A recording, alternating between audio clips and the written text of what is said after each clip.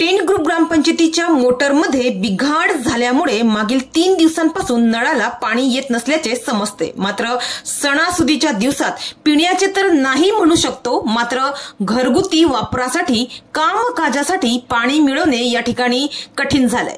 मात्र येत्या 3 दिवसात मोटर दुरुस्त होणार असून त्यानंतर पाणी पुरवठा सुरळीत करण्याचे आश्वासन ग्रामपंचायतीकडून देण्यात आले आहे।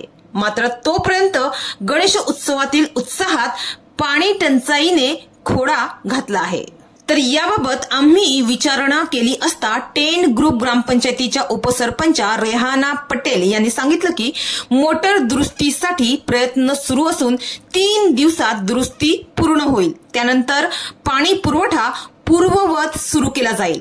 मात्र आपल्याकडे पाण्यासाठी दुसरा कोणताही पर्याय नसून याची जाणीव असून आम्ही लवकरात लवकर पाणी पुरवठा सुरळीत करण्याचा प्रयत्न करीत आहोत असे त्यांनी सांगितले। मात्र सणासुदीच्या दिवसात 4 ते 5 दिवस नळाला पाणीच येणार नसल्यामुळे या पाणी टंचाईमुळे ग्रामस्थांमध्ये नाराजीचे वातावरण आहे। मात्र लवकरात लवकर पाणी पुरवठा आता सुरू होईल अशीच अपेक्षा आता व्यक्त केली जात आहे।